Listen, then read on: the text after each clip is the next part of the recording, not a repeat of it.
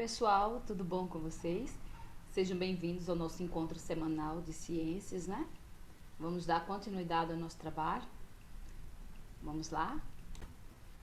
Na aula da semana passada, nós falamos sobre calor, né? Formas de transmissão de calor, geladeira, né? As invenções aí da geladeira, garrafa térmica, coletor solar. Agora, para dar continuidade, nós falaremos sobre o equilíbrio do planeta e também dos combustíveis. Em nosso livro, fica na página 216 e vamos seguir até a página 224. E aí, na abertura do capítulo, né, que é o capítulo 9, temos aí combustíveis e máquinas térmicas. Olha que imagem bonita, que máquina bonita. Trem Maria Fumaça sendo abastecido com lenha em Guararema, né, em São Paulo. Essa imagem é de 2017. Como as transformações de energia podem ser usadas em diferentes tipos de máquina, como na locomotiva da foto. Aí. No capítulo 8, estudamos situações do cotidiano que envolvem transferência de energia na forma de calor. Você se lembra do que acontece quando misturamos leite frio com café quente? Ocorre uma troca de energia na forma de calor, até que se atinja o equilíbrio térmico. Neste capítulo, vamos conhecer outras transferências de energia que ocorrem na Terra. Compreender e fazer uso das transformações de energia foi uma importante conquista da humanidade, que possibilitou, por exemplo, o uso de diferentes combustíveis, mas também gerou desequilíbrios climáticos e problemas sociais e ambientais. Veja aí na figura, né, do trem Maria Fumaça. Procure identificar qual é o combustível utilizado pela Maria Fumaça da fotografia. E aí, gente? Olha aí. Ele é abastecida com o quê? Com lenha, não é? A questão é, vamos refletir, de onde vem a energia que os seres vivos utilizam na Terra? Como se formam os combustíveis fósseis? Você conhece trens ou máquinas a vapor? Como elas funcionam? De que forma o desenvolvimento das máquinas, como aquelas a vapor, mudou a relação do ser humano com o trabalho? E que impactos ambientais são gerados pela utilização de combustíveis fósseis? Vamos lá? Vamos conhecer melhor esses tópicos aí? O equilíbrio do planeta. A forma da Terra, os gases que compõem a atmosfera, os movimentos de rotação e translação que ela realiza e o equilíbrio termodinâmico influenciam o clima e a vida em nosso planeta. Como vimos no capítulo anterior, o equilíbrio termodinâmico, a temperatura, a pressão e a composição química dos elementos de um sistema permanecem constantes. Além disso, a soma das forças que atuam sobre ele é nula. Vamos entender a seguir como esse equilíbrio é importante para todos os organismos. Vamos começar a falar sobre a atmosfera, os oceanos e o clima. Vocês estão lembrados do que é a atmosfera, não estão? É a camada de ar que envolve o nosso planeta. E ela é formada por diversos gases, não é? Estão lembrados daquele gás que está em maior quantidade na atmosfera? Quem lembra? Quem lembra qual é? Quem falou que é oxigênio errou. Não é oxigênio. Qual é? O nitrogênio. Vamos lá. A atmosfera possibilita manter a temperatura da superfície da Terra parcialmente constante e protege o planeta do excesso de raios solares. Essas características são essenciais para a manutenção da vida. Além disso, os seres vivos retiram do ar, da troposfera, o gás oxigênio para a respiração e o gás carbônico para a fotossíntese. É nessa camada da atmosfera que ocorrem os fenômenos climáticos que estudaremos no 8º ano. Ano que vem a gente fala sobre esses fenômenos. Mas vamos lá. Veja a figura aqui ao lado, olha aí o pássaro. O sabiá laranjeira, na chuva, em Santo Antônio do Pinhal. As chuvas e outros fenômenos climáticos fazem parte do equilíbrio que possibilita a existência de vida na Terra. Gente, parte da energia que chega até nós, vinda do Sol, por meio de radiações, é refletida e irradiada para o espaço. Outra parte não consegue escapar, pois é absorvida por certos gases da atmosfera, como o gás carbônico e o vapor de água. Vejamos aí na próxima figura, que é essa aqui. Veja que está a atmosfera, não é? Olha aí os gases ao redor da Terra. A radiação, veja que o Sol emite radiação, chega até a superfície, né, através da atmosfera. Veja que parte volta, olha aí, e outra parte não, fica cá embaixo. Olha aí, ó, parte volta, outra parte é absorvida pela atmosfera, certo? Vamos lá. No nono ano, você vai ver que uma parte dessa radiação chega na forma de luz visível. Outras formas de radiação são a infravermelha e a ultravioleta, que não podemos ver. Então, ela existe, essa radiação infravermelha, ultravioleta, mas nós não enxergamos.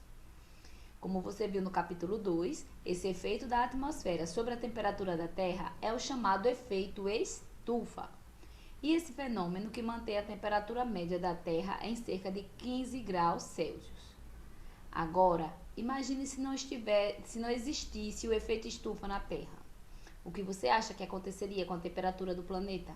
Ela aumentaria ou diminuiria? E aí, o que vocês acham? Vamos lá. Na ausência de efeito estufa, o planeta refletiria mais energia para o espaço. Com isso, a temperatura média da Terra diminuiria. Então, a gente poderia pensar que a Terra aumentaria a temperatura, não é? Não, esse calor vai ser mais absorvido e tal. Mas veja, o que segura parte do calor da Terra, do Sol, né, da radiação, é justamente o efeito estufa, né, que faz parte da atmosfera. Mas ele segura. Se não existir essa segurança, o calor, a radiação vem e volta. Então, consequentemente, a temperatura da Terra iria diminuir. Estima-se que sem o efeito estufa, a temperatura média do planeta estaria em torno de 18 graus Celsius negativos, em vez dos 15 graus Celsius positivos. Então, a diferença seria enorme. Dessa forma, não existiria água na forma líquida na Terra. Seria tudo congelado, né? E se o efeito estufa na Terra fosse bem maior do que o que é hoje? Com o efeito estufa maior, a quantidade de energia retida pelo planeta aumentaria, provocando também o aumento da temperatura. A manutenção de uma temperatura média constante no planeta indica que a energia que entra na Terra por meio da radiação solar é aproximadamente equivalente à quantidade de energia que sai. Esse é um dos fatores que contribuem para manter o equilíbrio termodinâmico do planeta. Esse equilíbrio faz com que o clima permaneça relativamente constante, o que proporciona condições que suportam a vida na Terra. O equilíbrio climático vem sendo ameaçado pela queima de combustíveis fósseis e pelo desmatamento. Esses processos intensificam o efeito estufa e provocam o aquecimento global e as mudanças climáticas. Os oceanos contêm 97% de toda a água disponível no planeta. A água absorve parte do calor atmosférico, mantendo a temperatura do ar mais amena. Além disso, as correntes oceânicas distribuem o calor, que chega com mais intensidade, próximo ao Equador, para as regiões polares. Sem essa distribuição, a vida estaria restrita a áreas bem menores do planeta. A troca de energia a partir da atmosfera e dos oceanos também colabora, portanto, para o equilíbrio climático da Terra. Então, estão vendo aí como é importante isso tudo, esse equilíbrio, né? Como uma coisa depende da outra, como a atmosfera é fundamental para a manutenção da vida na Terra. Gente, essas caixas de texto aí extras, a gente vai trabalhar na próxima semana, tá certo? Quando a gente estiver na aula de reforço. Então, vamos seguir aqui agora. O fluxo de energia nos seres vivos. A vida em nosso planeta depende do fluxo de energia de uma região para outra e de um ser vivo para outro. Mas como assim? Vamos lá. Os seres vivos utilizam a energia solar direta ou indiretamente ao longo do que chamamos de cadeia alimentar, como já vimos, não é, lá no 6º ano. As plantas e os outros organismos fotossintetizantes absorvem a energia solar de forma direta por meio da fotossíntese, por produzirem açúcares e outras substâncias orgânicas. Esses organismos são chamados de produtores. Lembram lá da cadeia alimentar? Por onde começa a cadeia alimentar? Pelo produtor. E quem são os produtores? As plantas, né? As algas e um grupo de bactérias, né? As cianobactérias. Por que eles são produtores? Porque eles conseguem utilizar a luz solar, eles conseguem utilizar o gás carbônico do ar, a água e produzir o próprio alimento, né? Então, por isso que eles são produtores. Continuando. Nós, assim como os outros animais e muitos outros seres vivos, não conseguimos utilizar diretamente a energia do Sol, mas essa energia é obtida de forma indireta por meio do consumo de outros organismos.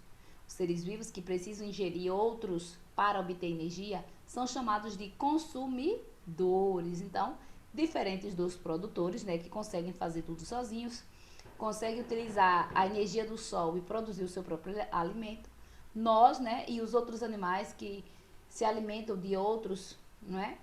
São chamados de consumidores. Então a gente agora vai se alimentar das plantas, né, e de outros organismos, né, de outros animais. Continuando, aqueles que se alimentam dos produtores são chamados de consumidores primários. Os consumidores secundários ingerem os consumidores primários e assim por diante. Vamos lá. Energia do Sol, né, energia solar, ela serve para quem? Para os produtores. Libera calor, não é? Vamos lá. Os consumidores primários se alimentam dos produtores. Consumidor secundário se alimenta dos primários. Os decompositores aí já vai ser no final, quando o animal, não é, o ser vivo, morrer. Certo? Aí ele vai decompor, né? São fungos e bactérias, vão decompor. E aí vai voltar de novo, né, para a terra. Boa parte das substâncias orgânicas produzidas pelas plantas e outros seres produtores é usada como fonte de energia na respiração celular desses produtores e eliminada como gás carbônico e água. No caso das plantas, parte da energia sai da forma de calor e parte das substâncias orgânicas e da energia é armazenada em estruturas que as constituem, como raízes, caules e folhas. As substâncias orgânicas e a energia que ficam retidas no corpo das plantas e de outros produtores compõem o alimento disponível para os consumidores. Uma porção das substâncias ingeridas por um animal, por exemplo, é eliminada nas fezes e na urina. Outra parte é consumida pela respiração celular, liberando a energia necessária às atividades do organismo. Há ainda uma parte que é armazenada pelo corpo. Esta é a que fica disponível ao nível seguinte, né, da cadeia alimentar. Então veja que ela tem pelo menos aí 3 caminhos, né? Uma parte é eliminada pelas fezes, outra parte aí é usada, né? É liberada a energia necessária às atividades do organismo e outra parte que fica armazenada e vai ficar disponível para o nível seguinte da cadeia. Como vimos no 6º ano, os resíduos, né, que são as excretas e fezes, e outros restos de substâncias orgânicas, cadáveres de animais, galhos e folhas soltos, eles sofrem a ação dos organismos chamados decompositores, representados por fungos e bactérias, que transformam essa matéria orgânica em substâncias que são lançadas no ambiente e ficam novamente disponíveis para serem usadas pelos seus produtores. Assim, podemos dizer que a matéria de um ecossistema nunca se esgota, ela está em permanente reciclagem, vai estar somente trocando de lugar, não é? Mas sempre vai estar sendo usada. No caso da energia, porém, uma parte sai do corpo dos organismos, é transmitida ao ambiente na forma de calor e acaba sendo perdida ao longo da cadeia alimentar. Por isso, o ecossistema precisa constantemente receber energia de fora, né, que é do Sol nesse caso. Esse texto aqui também, na próxima semana, a gente trabalha com ele, certo? Vamos falar dos combustíveis. Vamos lá. Por conterem energia, as plantas não são utilizadas pelos seres humanos apenas como alimento, mas também como combustível. A capacidade humana de provocar a combustão de galhos e troncos produzindo calor foi usada para cozinhar alimentos e para fabricar novos materiais já na pré-história. Olha a imagem aí, a representação artística, né, de um Neandertal. Esses hominídeos viveram na Europa e em parte da Ásia entre 230 mil e 29 mil anos atrás. Olha aí. À medida que o ser humano conseguiu obter temperaturas mais elevadas utilizando fogo, foi possível conhecer e usar novos materiais. Essa prática permitiu, por exemplo, extrair metais a partir de rochas, como o ferro, né, obtido de minérios como a hematita. O ferro está lá impregnado na rocha, né? Então, como que eles conseguiram tirar esse ferro da rocha? Através do calor, né? Altas temperaturas conseguem derreter, não é, esse ferro, ele consegue sair do minério. Por volta de 1000 anos antes de Cristo, o carvão mineral, né, ou carvão de pedra, passou a ser usado como combustível, sendo queimado para diversos fins. No século XVII, o petróleo começou a ser utilizado na iluminação de rua e depois, a partir do século XIX, em fábricas e veículos. Outras formas de energia e de máquinas ainda viriam a ser utilizadas, como veremos a seguir. Vamos lá. Combustíveis fósseis. A maior parte da energia, né? Você sabe dizer o que é um combustível fóssil? Poderia dar um exemplo de combustível fóssil? A maior parte da energia que move carros, ônibus e caminhões e faz a indústria funcionar vem dos combustíveis fósseis como carvão mineral e o petróleo, que são encontrados sob a superfície terrestre, né? Lá embaixo. Eles são chamados combustíveis porque são queimados para fornecer energia às indústrias e aos veículos. E por que são fósseis? Porque se originam da transformação de corpos de organismos que viveram há milhões de anos. Nessa figura abaixo ilustra o processo de formação do carvão mineral. Vamos tentar entender. Entre 286 milhões e 360 milhões de anos atrás, grandes florestas se desenvolviam. Então, vamos lá, vamos pensar nessa época aí. Essas florestas foram soterradas por camadas de sedimentos trazidos pelo mar e pelo vento. Olha para onde a floresta já ficou, gente. Olha quantas camadas soterraram essa floresta. Ao longo do tempo, a pressão e a temperatura transformaram a matéria orgânica original em carvão mineral. Então, agora, o que era floresta, né, há milhões, centenas de milhões de anos, agora é o carvão mineral. Certo? A partir da pressão, né, da temperatura, são condições, né, do tempo aí. Vamos lá. O carvão mineral foi uma importante fonte de energia para a industrialização de países como a Alemanha, Inglaterra e Estados Unidos. Costuma ser usado em usinas termoelétricas que produzem energia elétrica por meio da queima desse combustível e em usinas siderúrgicas de produção de ferro e aço.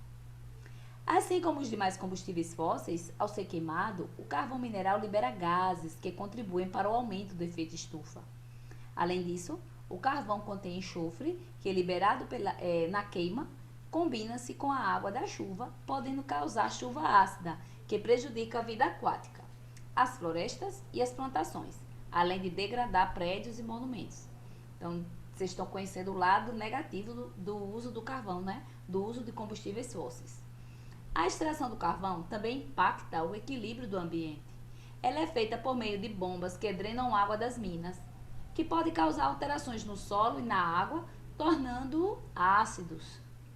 Além disso, há o risco para a saúde dos mineiros, que podem adquirir doenças respiratórias provocadas pela poeira, né, inalada nas minas. Olha aqui, uma mina.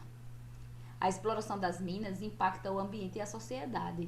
Os trabalhadores das minas estão sujeitos a desabamentos, a altas temperaturas e a poeira que prejudica o sistema respiratório. Então, a vida do mineiro não deve ser fácil, não. Bem difícil, não é? Bem perigosa, bem arriscada.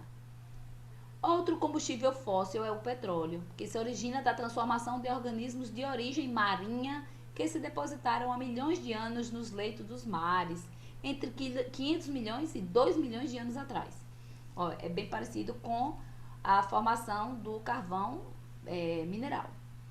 Esses organismos foram cobertos por sedimentos e submetidos a alta pressão e temperatura, sofrendo transformações físicas e químicas que ao longo de milhões de anos originaram o petróleo. Então, vamos também conhecer o processo de formação do petróleo. Vamos lá, aqui é o leito, né? O leito do mar, os organismos microscópicos. 400 milhões de anos. Aí aqui vem lama e sedimentos, cobrindo, olha aí, os organismos, né? Mistura de sedimentos com organismos mortos. O tempo já vai regredindo. 100 milhões de anos. Olha, gente, as camadas de rocha. Olha o petróleo aqui embaixo. Olha, gás natural, petróleo, água, camadas de rocha, fica entre as rochas. E aqui por último, né, que é o tempo atual, é a extração do petróleo. Então vamos lá, eles constroem, né, os equipamentos adequados, vão lá embaixo e retiram o petróleo. Tá entendendo? Vamos lá. Nesse processo, além da formação de petróleo, que é um óleo escuro e viscoso, há a formação de um gás, que é o gás natural, usado como combustível em fogões, fornos, aquecedores e alguns veículos. Agora observe essa figura aí. Tanto o petróleo como o gás natural são extraídos de depósitos subterrâneos localizados sob a terra ou sob o mar, por meio de perfurações de poços. O gás natural se acumula na parte superior da camada. Então, olha aqui, ó, o gás natural na parte de cima. Aí abaixo vem o petróleo e abaixo do petróleo vem a água. Aqui tem a torre de extração de gás e aqui a torre de extração de petróleo. Depois da extração, o petróleo é transportado para refinarias, onde são realizadas a separação e a purificação de seus componentes nas chamadas colunas de fracionamento. Vocês lembram que existe uma quantidade enorme de derivados de petróleo, né? E essa separação acontece justamente nessa destilação fracionada. Desse processo são obtidos vários produtos, chamados de derivados do petróleo, com diversas aplicações. Aí nós veremos uma lista enorme. Gasolina, que é o combustível para motores, querosene, iluminação e combustível de aeronaves, óleo diesel, que também é combustível, óleo lubrificante, que é utilizado em máquinas, gás liquefeito, que é combustível de uso doméstico, solventes, que é matéria-prima industrial, graxas e parafinas para lubrificação, asfalto, né, que é pavimentação. Tudo isso é derivado de petróleo, certo? Observe aí na imagem a aplicação de asfalto, né, durante a pavimentação de rua, certo? E continuando aqui a falar sobre o petróleo, ele também é usado para produzir tintas, plásticos, detergentes, borracha sintética e muitos outros produtos.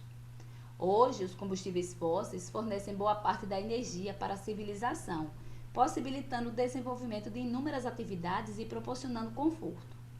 Ao mesmo tempo, porém, além dos riscos de incêndios, a queima de combustíveis provoca poluição e outros desequilíbrios ecológicos, como o aquecimento global, que estudamos no capítulo 2. A exploração desses combustíveis pode ainda causar problemas sociais e políticos, como conflitos por áreas de interesse, além de contribuir para o aquecimento global com a emissão de gás carbônico, assim como ocorre com o carvão. A queima dos derivados do petróleo pode produzir outros gases que poluem o ar, prejudicando a saúde da população. A queima de derivados de petróleo produz substâncias como monóxido de carbono, que é um gás que prejudica o transporte de oxigênio pelo sangue, além de outras substâncias que irritam os olhos e as vias respiratórias. Então, a queima desses combustíveis também emite gases que participam da formação de chuva ácida. Então, quantos problemas, gente, com esses gases, com esses produtos, com a queima, né, desse material. Outro problema é que o petróleo e o carvão mineral levam milhões de anos para se formar, enquanto a sociedade os consome com grande velocidade. Portanto, esses recursos correm o risco de acabar, já que não são repostos no mesmo ritmo do seu consumo. Por essa razão, dizemos que o petróleo e o carvão mineral são recursos naturais não renováveis. Estão lembrados, né? Recurso renovável e não renovável. Então, como ele não se forma à medida do consumo, né, que está sendo feito atualmente, ele é considerado não renovável, tanto o petróleo quanto o carvão mineral. Outro exemplo de recursos não renováveis são os minérios, né? Como os de ferro, de alumínio e de chumbo, usados na construção civil e na fabricação de diversos produtos, como aparelhos de telefone celular. Olha aí. Por isso, é cada vez mais importante recorrer a fontes de energia renováveis, que podem ser exploradas por tempo indeterminado, como a energia solar, a energia eólica, né, que é a energia dos ventos, a hidrelétrica, das marés e a energia gerada com o aproveitamento dos vegetais, que é a energia de biomassa. Então, a exploração de fontes de energias alternativas aos combustíveis fósseis é uma medida importante para conter o aumento do efeito estufa e combater a poluição, que ultimamente está se falando muito da energia renovável, fonte de energia renovável, essa energia do sol mesmo, a energia solar, que está sendo bastante trabalhada, bastante desenvolvida, incentivada, para que as pessoas utilizem o coletor de energia solar. É uma maneira de tanto de baratear, que a energia elétrica está cara, gente? Então é uma maneira de não atacar o meio ambiente, com energia não renovável, e também de baratear, usar uma energia mais limpa, melhorando assim para todo mundo. Agora nós temos a atividade, vamos lá, da 1 a 3 da página 231. Deixa eu girar aqui um pouquinho para ver se chega. Aqui. 1 a 3. Vocês já fizeram? Vamos lá. Vamos responder a primeira questão. Gente, por que podemos considerar que o Sol é fonte de energia para a maioria dos seres vivos, mesmo aqueles que não fazem fotossíntese? E aí, por quê? Vamos lembrar. O ser vivo que é produtor, ele realiza fotossíntese, plantas, algas e as cianobactérias. Elas realizam fotossíntese. E elas servem de alimento para os outros seres, os outros seres vivos que não conseguem fazer fotossíntese, Então, o Sol é fonte de energia para eles, para os fotossintetizantes, mas essa energia também é passada para os outros itens da cadeia alimentar, Então, se passa da planta passa para outro ser, para um animal, essa energia é a mesma que vem lá do Sol, ela passa de maneira indireta. Então, por isso que o Sol, ele é considerado fonte de energia para a maioria dos seres vivos, mesmo aqueles que não fazem a fotossíntese, certo? As outras questões, a 2 e a 3, vocês vão responder, certo? Leiam aí com atenção, leia cada uma delas com atenção e, em caso de dúvida, procure o professor da turma, tá bom? Então, nesse momento a gente encerra, a primeira videoaula e já a gente volta com a nossa segunda videoaula desta semana, tá bom? Então, daqui a pouquinho, fiquem com Deus.